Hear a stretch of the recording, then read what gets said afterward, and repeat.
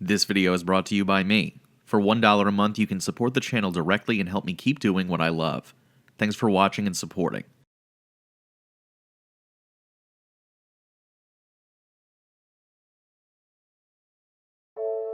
Anyone can be a hero. We see it all the time. Like Nicholas Bostic, a pizza guy who saved 5 kids from a burning house. All it takes is a moment of courage, stupidity, or in Bostic's case, accepting the worst might happen and barging in head-on anyway. No series portrays the everyman hero quite like No More Heroes. Travis Touchdown doesn't begin his journey to be a hero at all, and he isn't made out to be one in the first place. He just happens to buy a beam katana off eBay and gets duped into accepting a hit on the number 10 ranked assassin in the world. He's just a regular guy trying to navigate the aftermath of a brutal childhood, living a life around the poverty line, and, well, making the best of his pursuit to lose his virginity. Okay, how about this? If I become number 1, will you do it with me? Travis doesn't fit the modern definition of a superhero. In order to make ends meet, he fills gas tanks, mows lawns, and takes on other odd jobs. Being the kind of hero he is doesn't pay the bills alone, and we see that with everyday heroes too. Like, even as heroic as Bostic's deed was in saving those kids, he was left footing the bill for his injuries. But as we see in No More Heroes 2, being deemed a hero creates a pedestal for the person to sit on, the legend building up around them until the myth completely drowns out the individual it was about in the first place. Once we join the ranks, we can never get out. Don't be stupid. If you get tired of the battles, just fucking quit. But that's why we all want to fight you, to learn your secret. Don't you get it? Get what? You are the crownless king, the one who got out. You reached the top, then walked away. Well, I'm back now, aren't I? With you it is different. You are the no more hero. Show me your passion. Release me from this cycle. Free us all in a crimson sea.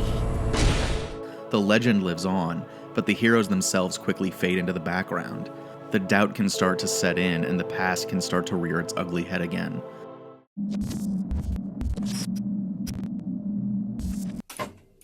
My name is Travis Touchdown. I'm the last hero around, here to save the world. I'm also just a passing assassin. Here we go. Taking a kill trip on death row.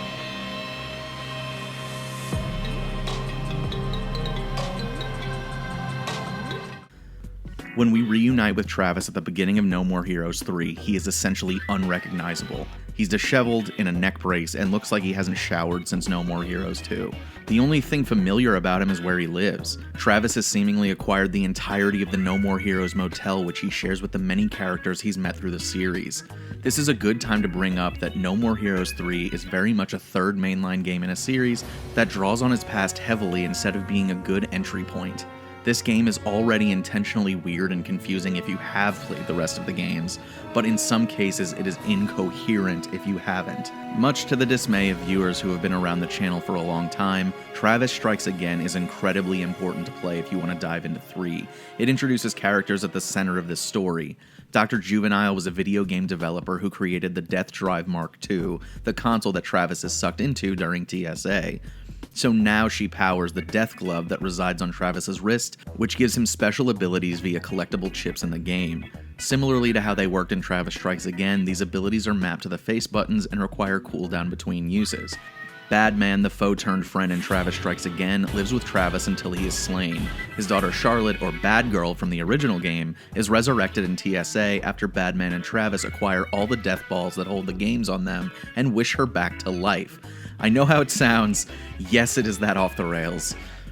Probably the most important character that is introduced in Travis Strikes Again is Damon, the CEO of the Utopinia Corporation.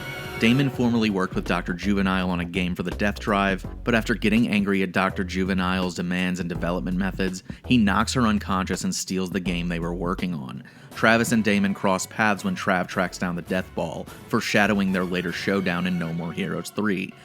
In that game, Damon doesn't seem like a major character given how the two leave things. Travis deems Damon not worth killing, instead knocking him out and taking the Death Ball. But Damon is a bigger problem for Travis and the rest of the world than he appears at first glance. When Damon was a child, he was exploring the woods and stumbled upon a wounded alien named Fu. After Damon nurses Fu back to health, the two become inseparable, and Fu transfers some of his interplanetary powers to Damon.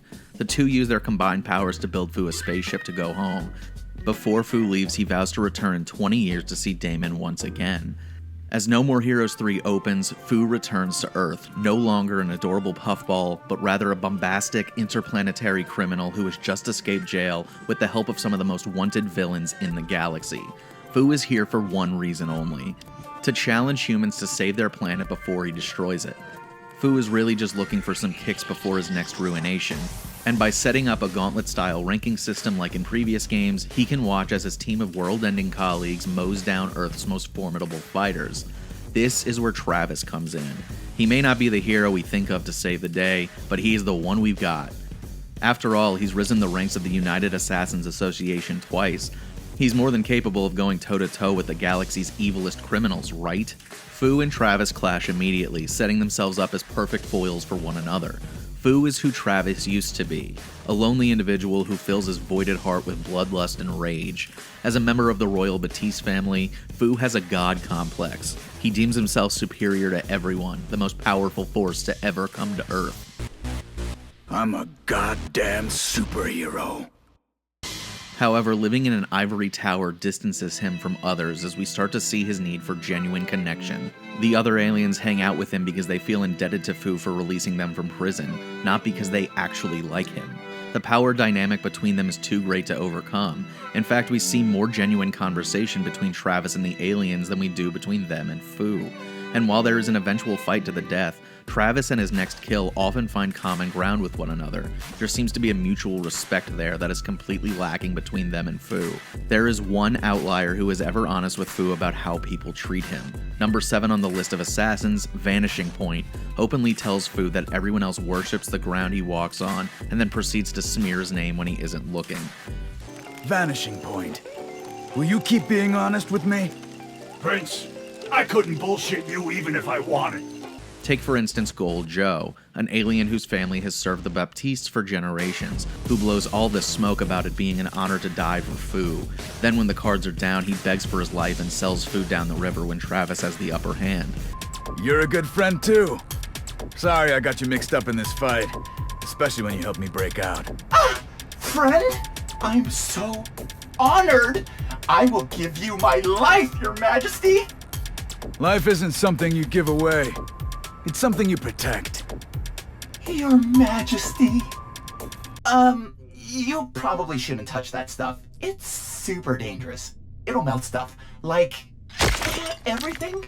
That's why it makes such good money. All right then. Bon appetit! No! Anything but that! That's dangerous! Like, seriously dangerous! Ah! I was framed! Double-crossed! Ah! No! No!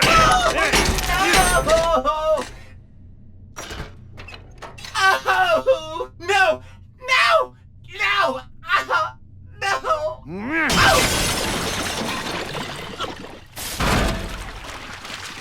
It begins to sow a seed of doubt in Fu's mind, a theme that we will get to soon when a mysterious man enters the picture. Travis, on the other hand, has matured out of this version of himself that mirrors Fu.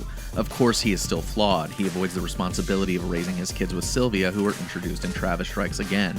But Travis isn't alone anymore, as he has created relationships with his found family. When he isn't fighting aliens, he's partaking in Takashi Miike marathons with his best friend Bishop and taking care of his talking cat Genie. So when Fu shows up at his door and kills Badman and rips the arms off of Travis's prodigy Shinobu, Travis takes up the deed of killing Fu for the sake of avenging them. Saving the world is just a bonus. And unlike when Fu gets mad with his team for being chipped away, Travis takes Shinobu's hospitalization as a personal failure. When Travis begins to face the aliens, he starts to question why they want to destroy Earth at all. At the end of the day, no matter how much they buddy up to Fu, he holds the keys to their own planets and their futures. Disobey and end up as rubble with the rest of the Earth. Mr. Black Hole, the first alien Travis fights, has already had his planet destroyed by Fu. Black Hole would rather do what Fu orders than stand up to him, which asks the question, if you were going to die either way, why not do the right thing? so why not get revenge? Revenge against Fu? We wouldn't last 3 damn seconds against him! Are you okay with a life of submission? Well, that's how I've lived. It's my destiny. Rethink this. You can still go back. Go on back to space. Nope, no can do. Either way, Fu is gonna kill me. I see. Yeah, about that destiny. I'll put an end to that for you! Why bother? I think this plays into Travis's journey in No More Heroes 3. Travis can either fight Fu and die, or get destroyed by Fu because no one else rises to the occasion. With Mr. Black Hole, there are only 2 options to die. The Seed of Doubt doesn't let him see the third option, which is winning. I don't know if Travis doubts his abilities. I think he does. He constantly seems like he's in a rush to talk to Sylvia, like he might run out of time. In the heat of battle, though, he is calm and collected. His ambivalence to death seems to hide him from the 2 options where he dies. What is obvious throughout No More Heroes 3, however, is the Seed of Doubt that Damon and Fu both share. After Fu returns, the questioning starts to build within Damon, making him reach out to a mysterious man that only appears if doubt has taken over. This thread continues through the story as intermissions in a Metal Gear-style codex scene. As Damon continues to doubt the results of the ranking battles, the mysterious man becomes clearer and clearer. As the big picture starts to blur, the man comes into focus.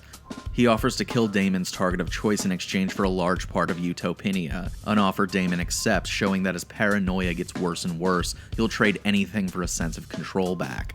Fu also gets more and more aggressive as Travis cuts down his opponents, and Fu's doubt starts to take over his entire mind.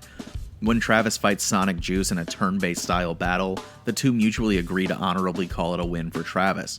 Sonic Juice sees no path to victory and doesn't even want Earth to meet its end anyway, so Travis agrees to spare him. When Fu gets word of this, he kills Sonic Juice himself for no reason. And then, in a fit of frustration, he kills number 3 on the rankings, Paradox Bandit, by accident, headbutting him until he dies, inadvertently getting Travis closer than ever to their showdown. This looming fight with Travis made me wonder if Fu ever questioned his own plans to destroy Earth. In the game, Fu starts to discover some of the finer things Earth has to offer, like ramen. I think this adamance to destroy Earth comes from this need to exert his power as part of the Baptiste family, like he needs to live up to his legacy. If he doesn't do something drastic like this, he may be seen as weak and his lineage could end with him. Many of Suda51's games follow this theme of killing the past before it catches up to you, and No More Heroes 3 dives into how the past and how you remember it might lie to you, making you question if it was ever real in the first place. The game is constantly throwing weird, confusing imagery and story beats at you to confuse you and make you question what is actually happening to these characters, even going so far as to break the fourth wall to directly ask the player if they can determine what is real, and makes them question what they are seeing before them.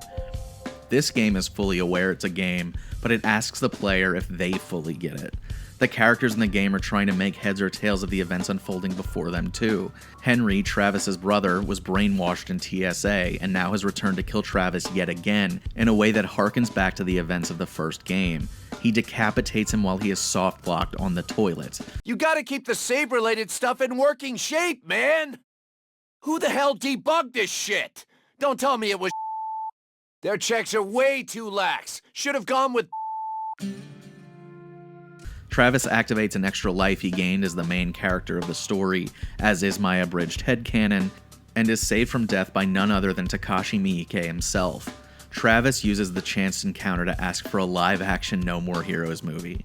When Travis finally gets his second chance to come face-to-face with Henry, Travis refers to him as a cosplaying freak, implying that this person trying to kill him looks and acts like Henry, but he's a far cry from being the brother he once knew. Other characters from Travis's past appear as well. He has to finally face Kimmy Howell, the schoolgirl obsessed with him who wishes to kill him herself. Also, Destroy Man is here too, which is cool. While Travis is dealing with his own past clawing at him, Damon goes through a similar reckoning. As a kid, Fu is a treasured friend.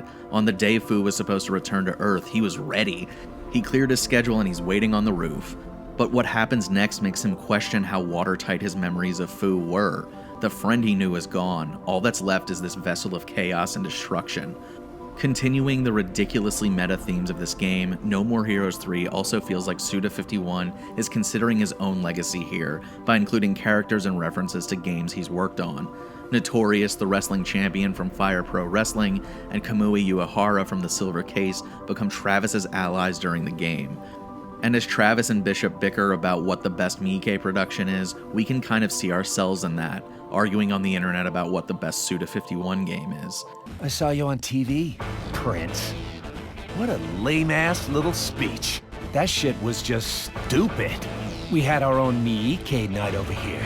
Thanks to that, I came to the conclusion that Andromeda deserves to be reevaluated. It's rare I get to play a game for the channel and then simmer on it for a year. This would actually be the first time that's happened. But even though I did a kind of stricter review of the game when it first came out, I knew I wanted to return to it to dive into the subtext, similarly to how I did with the rest of the series. No More Heroes 3 has a ton going on. It carries a ton of themes from the past games while introducing a new arc for Travis, as he finally has a clear image of what he is fighting for. The game feels like it's trying to say so much while being an exciting game to play through. There is so much to it, however, that it can be hard to differentiate the different messages it is trying to send, which is also why this video might feel a bit chaotic in itself. But that is part of what makes No More Heroes 3 such a strange outlier kind of game. I loved playing it the first time, I loved playing it the second time too, but I feel like I had to play it again to figure out what it was trying to say, and I think the more you play it, the more you can get out of it. Suda51 put a lot of himself into this game, wrapping many of the franchises and games he's worked on into this one release. But at the same time, No More Heroes 3 tells a story about superheroes and their god complexes, and how they can be brought to their knees by the person they least expect, the true everyday hero who rises to the occasion when it presents itself. Thank you so much for making it this far into the video, I really appreciate it. If you like it, hit the like button to appease the algorithm of doom. What is your favorite Suda51 game? Let me know in the comments. If you want to see more videos like this, hit the subscribe button and hit the bell to make sure you never miss an upload. I really want to hit our subscriber goal of 900,000 subscribers by the end of the day, so any sub helps. If you want to support the channel and want to help it grow, consider sending this video or one of my other videos to a friend who would appreciate it. If you want to support directly, you can go to the description to find the links to my Patreon and my merch. I want to take a final moment and thank my higher tier patrons, Conjo, BBF and Bloxburg, Andrew Lang, Andrew Elmore, Andrew Donahoe, Okayla, Just Jessica, and 8-Bit Jesus. Whew, that list is getting long. Anyway, thanks to all my patrons for supporting me, it means the world. See you all in the next video.